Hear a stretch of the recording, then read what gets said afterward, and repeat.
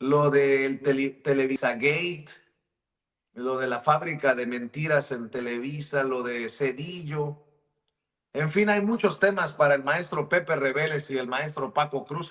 José Rebeles, Pepe Rebeles, flamante Premio Nacional de Periodismo, autor de Necropolítica y Narcogobierno, este libro que presentaron Pepe y Paco en la Feria Internacional del Libro del Zócalo hace unos meses, y a quien le agradezco en el alma por compartir su visión, su experiencia, más de 50 años en el periodismo. Le agradezco mucho a Pepe Rebeles que forme parte de esta mesa. Mi querido Pepe, un abrazo, ¿cómo estás?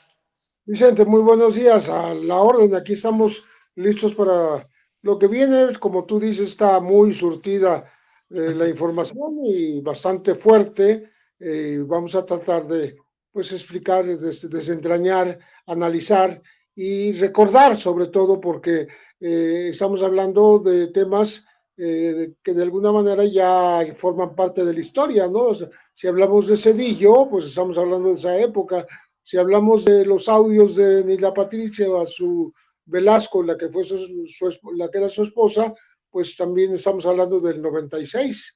Entonces creo Nada que, más falta, Pepe, nada más falta que nos digan como Jorge Ramos en aquella mañanera, ¿no? Pero, presidente, eso fue hace mucho. No, está más actual que nunca el tema, Pepe, estarás de acuerdo. Tú, es más, maestro, tú claro, decides por dónde le entramos. claro, lo que pasa es que estamos hablando del primer cártel con, no, digamos, nombre, apellido, de los Amezcua Contreras eran, y se les llamaba los reyes de las metanfetaminas. Era el inicio de las metanfetaminas en México. Digamos que eso los hizo distinguirse y duraron varios años en esto. Si hay audios de la señora Nilda Patricia Velasco de Cedillo hablando con estos traficantes, pues va a resultar más que interesante, sobre todo porque nunca los persiguió Ernesto Cedillo Ponce de León, no nada más Nilda Patricia, sino su propio padre, es decir, el suegro de Ernesto Cedillo, estaba acusado de tener nexos y protección sobre estos traficantes, los Amezcua Contreras, Adán, José Luis Amezcua, ¿no?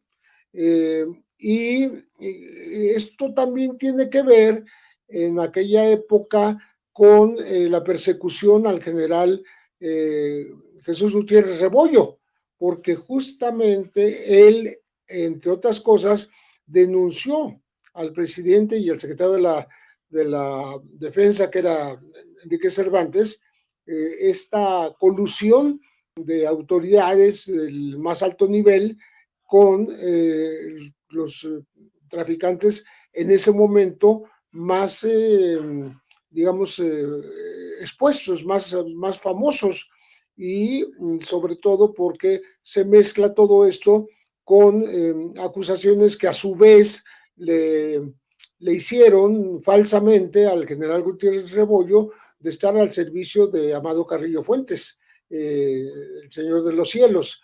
Entonces estamos hablando de un entramado bastante complicado de los años 90, pero que no es ajeno a lo que ahora ocurre en muchos lugares de la República. Mi querido Pepe, me imagino que se te vienen muchos datos, muchas historias, ¿no? En 50 años, pues te ha tocado ver cada cosa y Cedillo, el que hoy es, de acuerdo a la oposición, el defensor de la democracia, dice que este gobierno ha asesinado a la joven democracia, pues no tiene cara, ¿no? O sea, las masacres, la represión, eh, no sé, Aguas Blancas sobre todo, no recuerdo el caso. Y yo insisto, me van a tildar de golpeador, pero no importa. Yo creo que la verdad se tiene que decir, y si en algún momento considero que exagero, me voy a disculpar, y si en algún momento me equivoco, también me voy a disculpar. Hay funcionarios en este gobierno que fueron funcionarios con Cedillo. He mencionado Juan Ramón de la Fuente, he mencionado Esteban Moctezuma Barragán. necesitamos tener claridad, porque este personaje no puede hablar con impunidad, diría la presidenta Claudia Sheinbaum Pardo en la mañanera del pueblo, querido Pepe. Sí, él no tiene cara para hacer críticas como las que está haciendo, pues en nombre de una derecha conservadora, porque está hablando del asesinato de la democracia formal en México, está hablando de un país que camina hacia la militarización, está en contra absolutamente de todo lo que tenga que ver la reforma judicial y precisamente la votación para elegir a los jueces, cuando él hizo un recorte en el número de ministros de la Suprema Corte, su propia reforma judicial en su momento, que no es que haya sido lo más conveniente para el país, pero la hizo, ¿no? Y entonces ahora se convierte en vocero de toda esta gente que está en contra de la Cuarta Transformación, sobre todo desde la plataforma que lo está haciendo, y quien anunció que va a reproducir palabras de él en entrevista y adelantó algo de lo que él está afirmando, es la revista Nexos, como tú bien mencionaste hace rato, pues muy ligada a lo que fue en su momento Plural y lo que fue Letras Libres. Pero digamos que Cedillo aparece en el eh, preciso momento en que lo convocan para que trate pues de desprestigiar todo lo que hace el gobierno de la Cuarta Transformación, tanto lo que hizo Andrés Manuel López Obrador como lo que hace la presidenta Claudia Sheinbaum, pero se olvidan él de que fue el principal motor del Fobaproa, que hizo que lo pagara el pueblo. También el tema ya estaban recordando, no solo el de Acteal, sino el de Aguas Blancas, ocurrió en su sexenio y con total impunidad en ambos casos, ¿no? Entonces, pues por eso digo que no tiene forma de justificar su intromisión en asuntos mexicanos, sobre todo ahora que trabaja para, para el extranjero, ¿no? Para empresas extranjeras y da clases en la Universidad de Yale, ¿no? Entonces, él se ha desprendido del país.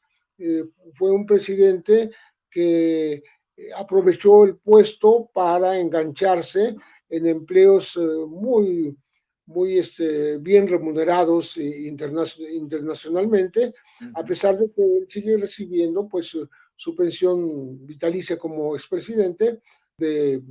Estaban recordando hoy en la mañanera algo así, 120 y tantos mil pesos, ¿no? 143. 143 pesos, sí, 143,000, sí es cierto, es verdad.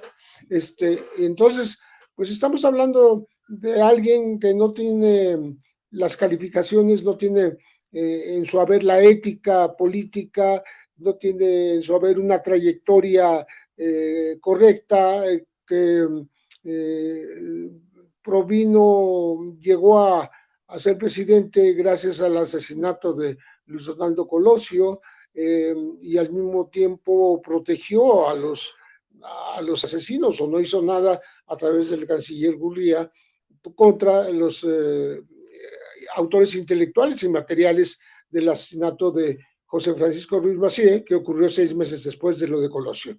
Entonces, pues es un personaje realmente, este, pues sí, no tiene manera de justificarse ante la sociedad y menos de opinar, ¿no? Es muy impresentable para opinar sobre las cosas que ocurren en México, sobre todo a partir de la Cuarta Transformación y esta reforma al Poder Judicial que la interpreta como el fin de la democracia.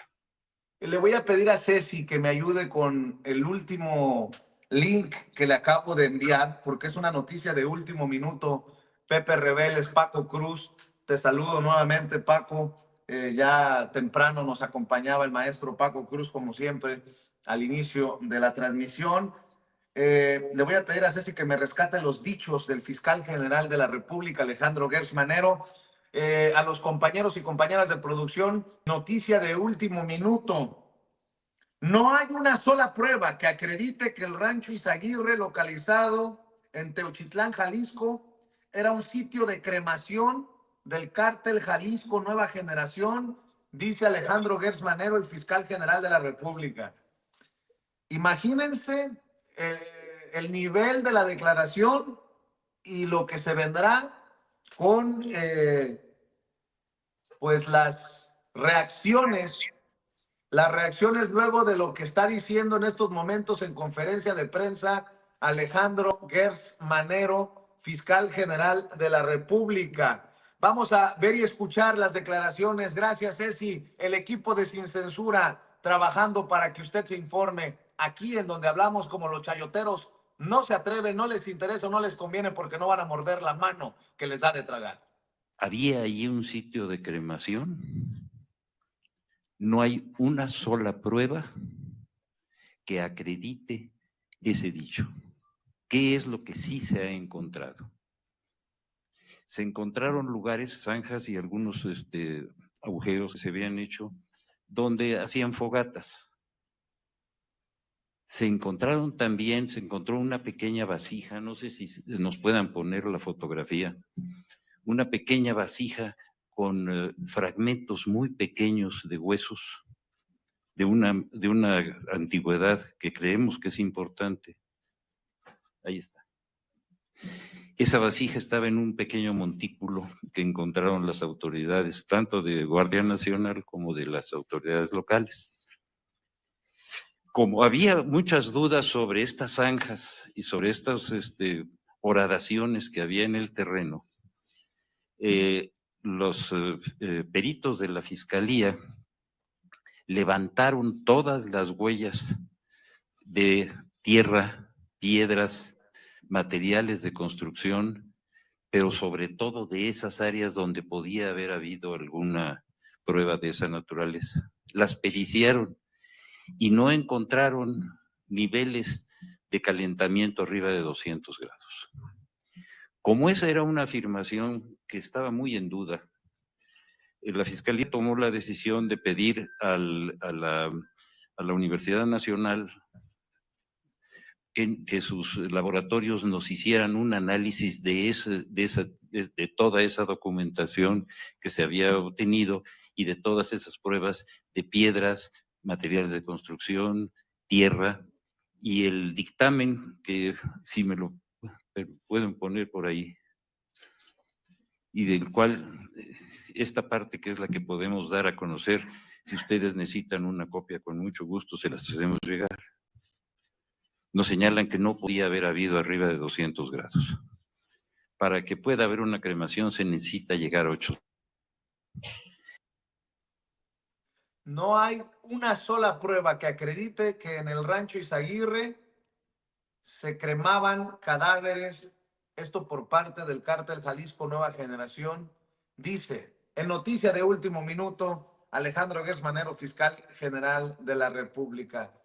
Paco Cruz, te saludo con mucho gusto, le hemos dado seguimiento a esto, echa por tierra el fiscal, lo que han vendido como, pues, como la prueba de la barbarie en este país, pues no hay tal. Paco Cruz, el maestro Paco Cruz, más de 47 años en el periodismo, autor de una larga lista de libros como Las Damas del Poder, García Luna, El Señor de la Muerte y Tierra Narca. Querido Paco, te escucho. Bueno, Vicente, mira, pues ya la declaración es absoluta, cierta. Sí, no deja lugar para dudas. Entonces, lo interesante que hay que ver es quién filtró la información, desde dónde se montó un montaje, por decirlo así, desde dónde salió. Es decir, hay que llegar hasta el fondo desde quién quería dañar, que ya sabemos, grupos conservadores, a la presidenta Claudia Sheinbaum Pardo. Claro que fue un intento para, para, para desestabilizar el gobierno de la presidenta Claudia Sheinbaum Pardo. Hoy pues, es contundente. No, ahí, ¿qué le dices? No hay nada. Me imagino que el fiscal general de la República va, va a entregar los reportes a los periodistas en este momento, pero también, mira, hay otra cosa interesante que ver. Pues ya es claro, te digo, no hay, ¿qué reclamas ahí? Ver los informes, ver la reacción, uno de las madres buscadoras va a ser muy interesante, dos de los partidos de oposición, tres de los periodistas como Carlos Lórez de Mola, creo que fue el primero que se montó en los ranchos de cremación, ¿no? Entonces hay que ver las intenciones, que claramente, bueno, es una intencionalidad política. Es una intencional política, pero sí hay que seguir investigando porque finalmente sí es un campo de reclutamiento, eso no lo está desmintiendo, de reclutamiento del cártel Jalisco Nueva Generación, y hay que llegar hasta quién, pues yo digo hasta el exgobernador Enrique Ramírez Alfaro.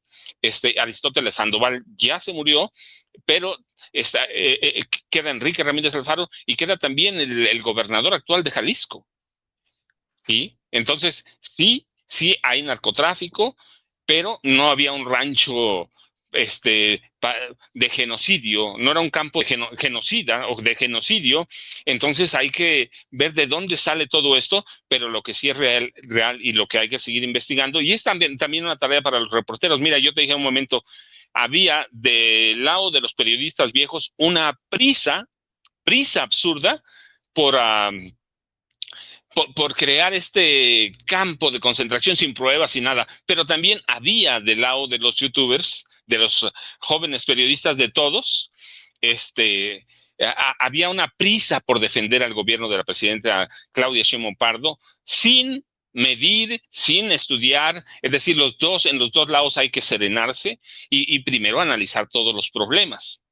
Es decir, el periodismo también tiene una tarea pendiente allí. Así que hay que hacerlo. Ni el gobierno tiene que hacer nada. El gobierno tiene que hacer su trabajo, informar. Pero los periodistas que tenemos que informar, pues tenemos que investigar. Porque había prisa de los dos, unos por golpear a la presidenta Claudia Sheinbaum Pardo, los otros por defenderla, y nadie fue a hacer una investigación completa. Nadie. Las versiones que surgieron de la prensa, de lo que dijo Carlos Loret de Mola. Entonces, es una tarea pendiente, pero lo que sí es grave, pues es que sí era un campo de reclutamiento del cártel Jalisco Nueva Generación, Vicente y Pepe. Así es. Antes de también mencionarles esto que veo de la revista Proceso, qué buen negocio es ser líder católico en México.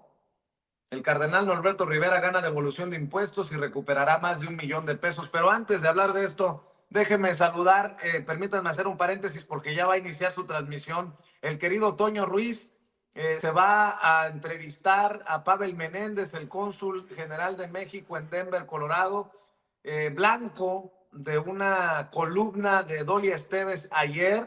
Y bueno, creo que hay mucho que platicar con Pavel Menéndez, mi querido Toño. Te mando un saludo, ya listo todo, ¿no? Ya listo todo, querido Vicente, te saludo con mucho gusto a ti, a Paco, al maestro también ahí, José Reveles, que está contigo, a doña Ceci, al público consentidor que extraño tanto.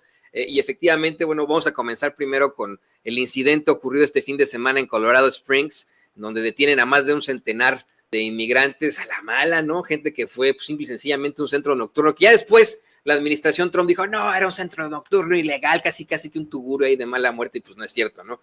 Uno ve las imágenes y es gente que va a un antro a pasarla bien. Vamos a hablar de eso porque se plantea, ayer lo decía la doctora Claudia Sheinbaum, que entre los detenidos hay 5 mexicanos, y en estos momentos el cónsul de México en Denver, uno de nuestros consulados más importantes ahí en Colorado, va en trayecto hacia Colorado Springs, y en este trayecto, bueno, pues nos va a dar esta entrevista. Aprovecharemos para preguntarle pues sobre este ataque por parte de alguien como Dolly Esteves, que ustedes, queridos compañeros, conocen perfectamente. El maestro Revés la conoce, el querido Paco Cruz la conoce, todos saben quién es Dolly Esteves, efectivamente, y bueno, son acusaciones muy fuertes las que hace esta señora. También, lo más importante, queremos centrar el programa de hoy denunciando que entre los deportados últimos por parte de la administración de Donald Trump, hay una niña con cáncer, Vicente, ciudadana de los Estados Unidos, que estaba en tratamiento con medicamentos y que depende de esos medicamentos para vivir.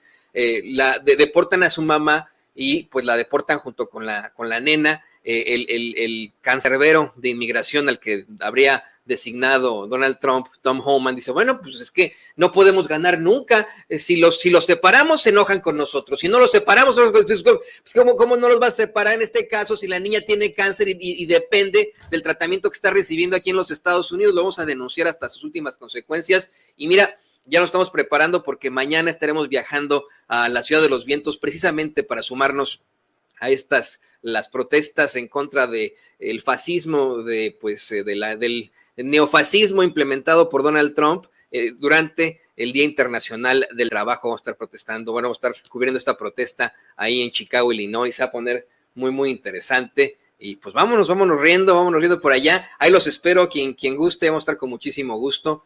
Con Toño Ruiz, por favor, suscríbase y pásese unos minutos más a la tiendita de enfrente, que ahí vamos a tener pues toda la información. Claro que sí, Toño, estaremos al pendiente ahí en tu canal con Toño Ruiz. Te mando un abrazo, estamos contigo y en apoyo, ya lo sabes. Claro que sí, querido jefe, querido compañero. Vicente es mi cuaderno doble raya, mi hermano no carnal. Y bueno, pues los quiero mucho, los extraño. Nos vemos allá con Toño Ruiz. Cuídate, Toño. El buen Toño Ruiz nos ve en un rato en su canal. Le decía, para seguir con la mesa de seguridad, con el maestro Pepe Rebeles y con el maestro Paco Cruz, hace unos días, pues muchos levantamos la ceja porque vimos reaparecer en el Vaticano a Norberto Rivera Carrera, el protector de pederastas, que nunca nos aclaró muy bien que digamos aquel robo a su domicilio en el que hubo muertos y balacera y no sé qué madres. Y bueno, pues hoy le informo que Norberto Rivera Carrera ha ganado una devolución de impuestos y va a recuperar 1.3 millones de pesos. El gobierno de la Ciudad de México debe devolver este dinero al cardenal Norberto Rivera Carrera por el cobro de impuestos desproporcionados en la compra de, no uno, 2 departamentos en la Torre Mítica. Ah, cabrón. Qué buen negocio es esto de ser cardenal, arzobispo. 2 propiedades en Mítica, la lujosa Torre Mítica. No, pues. ¿Y sabe qué? Cada uno tiene un valor de más o menos 10 millones, 20 millones, $1 millón. Oh, pues andamos en el negocio equivocado. Pepe Rebeles, Paco Cruz. Por cierto, el fiscal general de la República también, Alejandro Gertz Manero, confirma que allá en Teuchitlán, este rancho era un campo de adiestramiento del crimen organizado y que las autoridades locales allá en Teuchitlán sabían de las operaciones de este campo de adiestramiento y operación del cártel Jalisco Nueva Generación desde el 2021 y no hicieron nada. Por favor, Ceci, cuando dice el fiscal que tenemos ya probado, dice el fiscal que era un centro de reclutamiento, adiestramiento y operación del cártel Jalisco Nueva Generación. Pruebas. Sobre esto tenemos ya totalmente probado que ese era un centro de reclutamiento, adiestramiento y operación del cártel Jalisco Nueva Generación. Esto está probado por confesionales, testimoniales, documentales, es decir, la amplitud de esa información es absolutamente indudable. Ese lugar se estaba ocupando para esas funciones y tenemos pruebas desde 2021 en que la Comisión de Derechos Humanos de Jalisco le informó a las autoridades locales de esa población lo que estaba ocurriendo ahí. Mi querido Pepe Rebeles, varios temas han ido quedando ya sobre la mesa. Escucho tus comentarios, maestro. Mira, sobre todo lo que yo siento es que otra vez quienes iniciaron el tema de la presunta, el presunto rancho de cremación de cadáveres, ¿no? El campo de, digamos, campo de exterminio, como lo llamaron, todo lo concentraron en ese tema y cada cosa que ocurría la querían atribuir precisamente a que los cuerpos que no se encontraban, que ellos presumían que estuvieron ahí, habrían sido cremados, porque alguien dijo que vio unos hornos y que esos hornos, siendo incluso rústicos, podrían haber sido como tipo hornos de barbacoa, ¿no? Nos está diciendo ahora el fiscal Guesmanero que hubo fogatas, si acaso, que no llegan a los 200 grados centígrados, una fogata común y corriente, que está muy lejos de ser una fogata donde se podría haber cremado cuerpos, ¿no? Otro tema fue cuando el hallazgo de las mochilas, los pares de tenis, las ropas, que en total hacen 1,300 y tantos objetos que fueron difundidos incluso en fotografías. Se decía, bueno, toda esta gente, estos que portaban, que vestían, que cargaban estas bolsas, seguramente fueron cremados. Vuelven sobre el tema de la cremación, ¿no? Y no se paran en reflexionar de que el rancho de Teuchitlán no es un lugar aislado del cártel Jalisco Nueva Generación. Tienes otros sitios de reclutamiento, adiestramiento, de similar, digamos, no solo de funciones, sino de similares lugares geográficos, por ejemplo en Tala, y luego llegando hasta las cercanías de Colima, hasta las cercanías de Puerto Vallarta.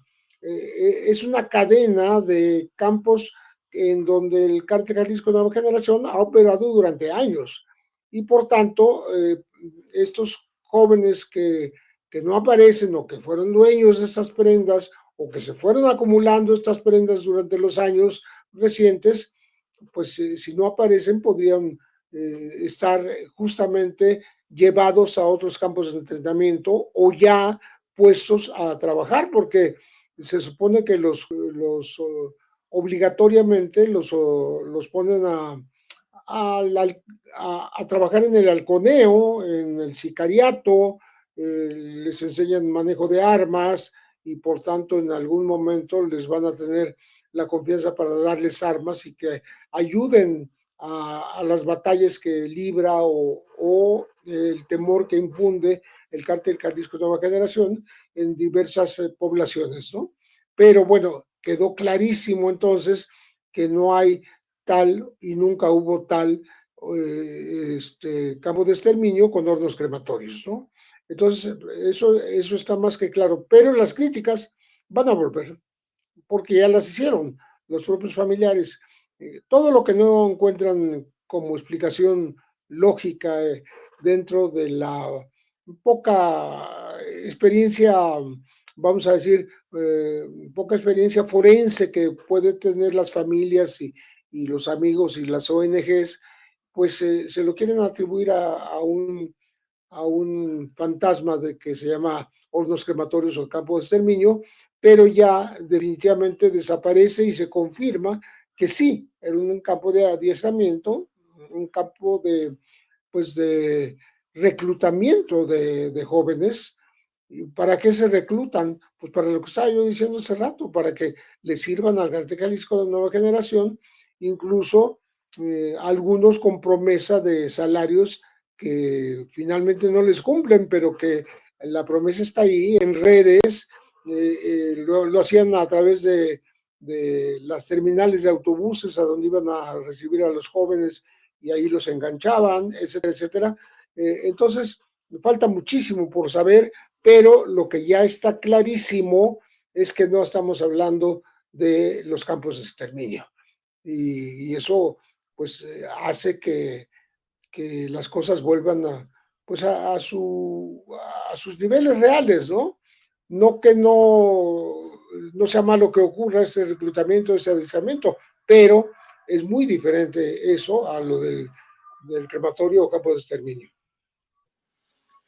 Mi querido Paco, también estoy al pendiente de tus opiniones, pero antes, más declaraciones en conferencia del fiscal general de la República, Alejandro Gertz Manero. Adelante, Ceci. Y tenemos pruebas desde 2021 en que la Comisión de Derechos Humanos de Jalisco le informó a las autoridades locales de esa población lo que estaba ocurriendo ahí. No hicieron nada. Esto ocurrió hasta 2024, cuando las fuerzas federales, acompañadas de autoridades del Estado, tuvieron el enfrentamiento que ustedes ya conocen, donde hubo la detención de 10 personas y el encuentro de dos personas que estaban secuestradas y una que estaba emplayada ya muerta. Es decir, habían pasado 3 años en que esas actividades se habían estado desarrollando ahí. Todo eso está total y absolutamente probado. No hay la menor duda. Mi querido Paco, voy con tus comentarios, con tus opiniones. El querido Paco Cruz. Vicente, pues mira, ahí, Vicente, mira, ¿qué falta ahí en ese rompecabezas? Pues hay que ir a 2012, cuando Emilio González, el gobernador del PAN, tramitó una orden de Felipe Calderón Hinojosa y de Genaro García Luna. Liberar de la Marina Armada de México a un capo que habían apresado, ¿sí? Nemesio Oseguera Cervantes. Y Jalisco, y a partir de entonces, 2012, el cártel Jalisco Nueva Generación tiene carta abierta para apoderarse del estado de Jalisco. Se va Emilio, el siguiente gobernador, Aristóteles Sandoval, negocia con el cártel Jalisco Nueva Generación y les deja actuar igual.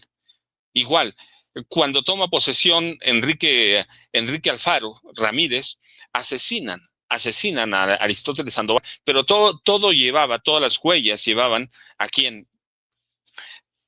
A Enrique Alfaro. Y Enrique Alfaro, como lo había hecho Aristóteles Sandoval, como lo había hecho Emilio González, como lo habían hecho, crea una estructura criminal en el gobierno de Jalisco. Y desde esa estructura criminal se sirve el cártel Jalisco Nueva Generación para consolidarse y para ampliarse y para expandirse a todo el país. Y ese te lleva a donde, a Genaro García Luna y a Felipe Calderón Hinojosa. Es decir, no es una casualidad todo lo que está pasando hoy, aquí ni ahí, es un hecho que empieza cuando Genaro García Luna y Felipe Calderón Hinojosa crean el cártel Jalisco Nueva Generación, y en 2012 se consolida cuando ordenan liberar de la Marina Armada de México, ¿a quién? A Nemesio Oseguera Cervantes, Vicente. Y hay que seguir al actual gobernador, porque cuando él fue alcalde de Zapopan y alcalde de Veracruz, alcalde de Zapopan y alcalde de Guadalajara, pasó lo mismo. Él permitía fiestas, festejos, todo del cártel Jalisco Nueva Generación. Así que ves, tiene más de fondo y más de lo que parece. Jalisco no es una casualidad, ya lo decía Pepe, el rancho Teuchitlán tampoco es una casualidad. Hay otros, pero todo eso, ¿por qué? Porque desde el gobierno federal se permitió eso y luego se alentó, se creó, y luego desde los gobiernos estatales se negoció abiertamente con Nemesio Oseguera Cervantes y se crearon estructuras criminales en los gobiernos o en el gobierno del estado de Jalisco, Vicente. Muy bien, para las personas que me preguntan si no llegó el abogado César Gutiérrez Priego, les informo que literalmente no es broma esto de me chingué iba a llegar con Vicente Serrano, pero me chingué la rodilla. Está en el doctor, el querido César Gutiérrez Priego. Le mandamos el deseo de una pronta recuperación y bueno, pues también esperemos que pueda llegar mañana. Dejamos la víbora chillando, ya veo a muchas personas comentando sobre el caso de Norberto Rivera Carrera, si no amerita una investigación para determinar la riqueza del cardenal Norberto Rivera Carrera, y también sobre Televisa Leaks, sobre el Televisa Gate, y esto que está dando a conocer Carmen Aristegui, que involucra o raspa a Arturo Saldívar, a Javier Tejado Donde, a Salvador García Soto, dos columnistas del Universal, Televisa, la casa de los montajes, querido Pepe. Pues Javier Tejado, este personaje señalado de ser como el titiritero para generar campañas sucias desde Televisa, ha publicado por lo menos 2 o 3 videos. Vamos a irnos en orden, Ceci, porque creo que quiso entrar al estudio donde transmite Carmen Aristegui para dar su versión. No se le permitió. Vamos a ver y escuchar, querida Ceci. Ahí está. No, yo creo que nada más vine a dar la réplica a Aristegui, a la que me invitó ayer y hoy, y no me dieron permiso de entrar. Bueno, se intentó. La verdad es un periodismo a modo.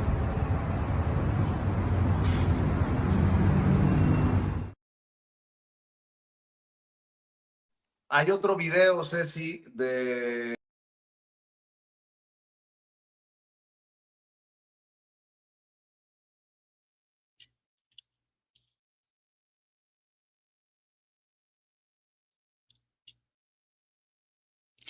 Como que Vicente salió un poco de del sistema, pero esperemos al regreso. Vicente salió, pero fíjese, lo sacó el sistema ahora que estaba a punto de entrar a este Televisa Leaks, que en realidad yo les confieso, yo lo platiqué ayer, para mí este caso es como una farsa, porque ¿qué ha sido Televisa en toda su historia? Desde que nació, ha sido una fábrica de mentiras, ha sido una fábrica para manipular y para crear campañas contra todo el mundo. Adelante, Vicente, gracias, ya regresó Vicente. Sí, desafortunadamente yo sigo denunciando esto extraño, me sigue sacando el sistema, sigue sacando a gente de la transmisión. No soy yo el que solamente, no solo yo lo denuncio, lo está denunciando la audiencia. Pero bueno, no sé si ya presentaron el otro video, Ceci. Vamos a ver.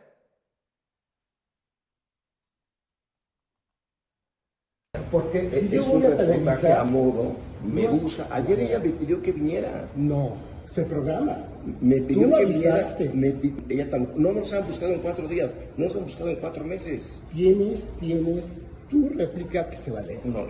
Mi réplica es a lo del domingo. Por eso. Entonces, no Se va a quieren programar. contrastar posiciones. La señora Se- quiere hablar se va a algo. programar.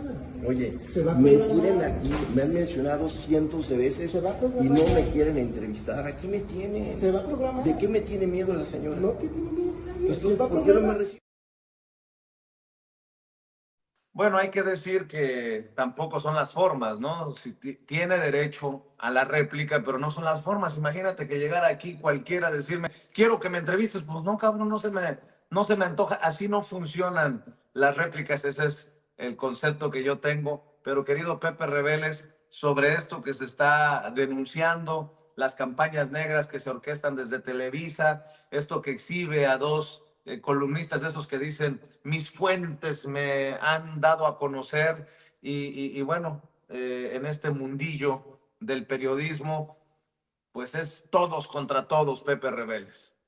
Sí, mira, tiene razón Paco Cruz cuando dice que Televisa pues siempre ha sido lo que es. O sea, no ha variado, no cambió de posición.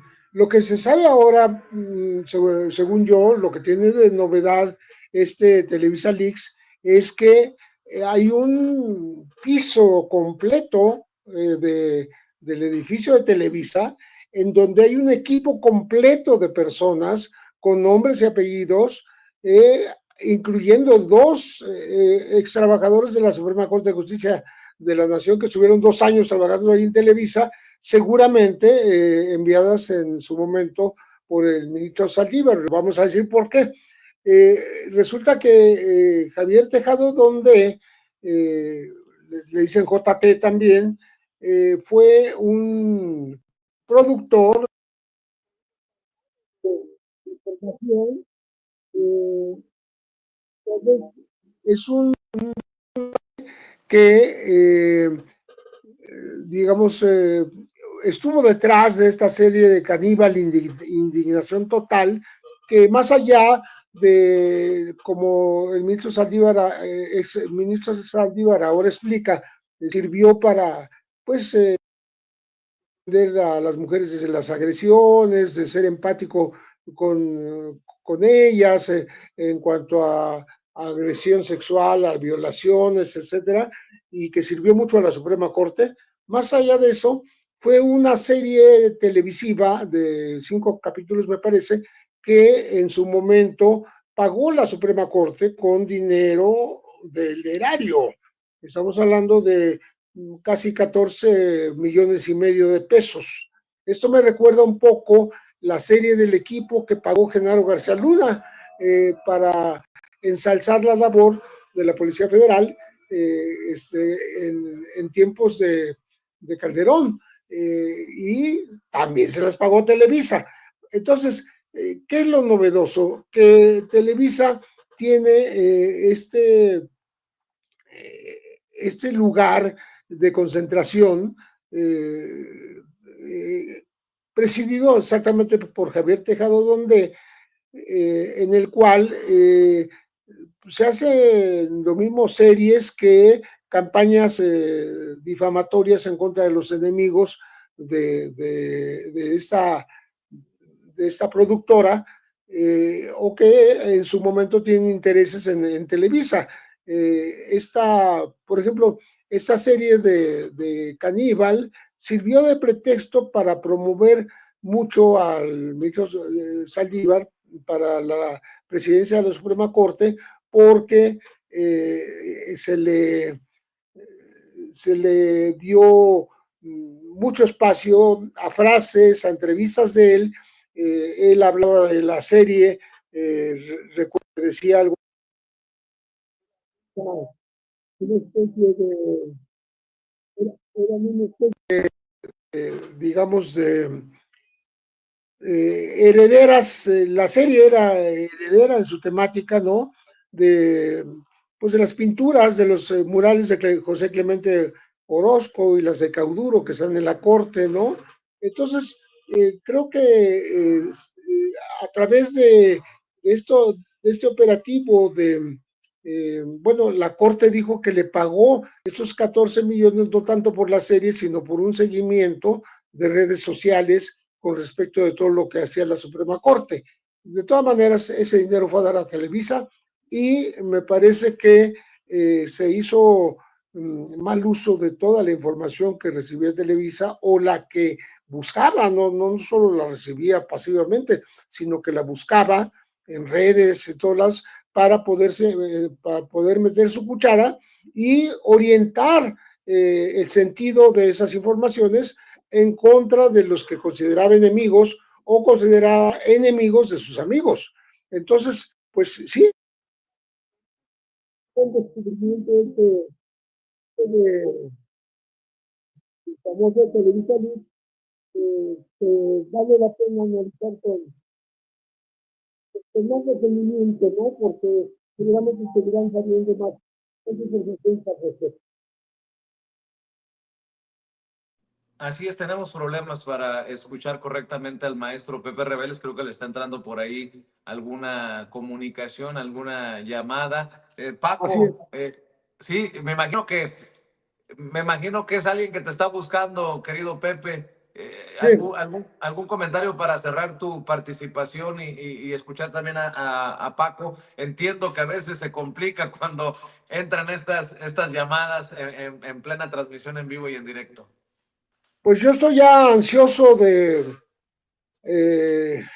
escuchar los audios que ofreció y que seguramente va a cumplir el licenciado César Gutiérrez Priego, sacados precisamente cuando él era joven y también fue hostigado, acusado, detenido por culpa de las investigaciones en torno a su padre, el general Jesús Gutiérrez Rebollo, a quienes dos choferes, dos militares lo imputaron gracias a que fueron amenazados, torturados y sus familias amenazadas de muerte.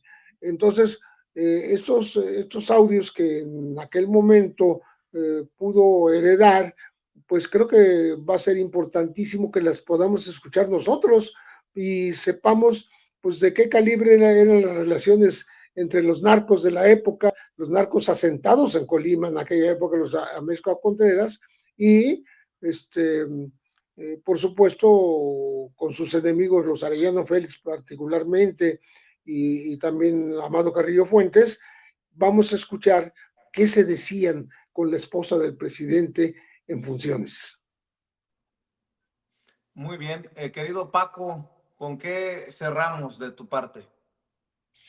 Vicente, pues mira, yo digo, el caso de Ernesto Zedillo va a cobrar más relevancia porque los audios, de acuerdo con lo que señala César Gutiérrez Pliego, involucran ya no solo al presidente en el narcotráfico, sino a su esposa Nilda Patricia Velasco Núñez, y con ello ya te platiqué, a su papá y a sus hermanos, que eran prácticamente la cabeza oculta o los que movían los hilos en el cártel de Colima, de los hermanos Amezcua, los reyes de las metanfetaminas. Es decir, todo Zedillo está hecho un cochinero metido en el narcotráfico de este país, Vicente. Yo ya sabes, @Paco Cruz Jiménez en X, antes Twitter, Francisco Cruz Jiménez en Facebook, y nos vemos tempranito mañana. Pepe, un abrazote, muchas gracias como siempre.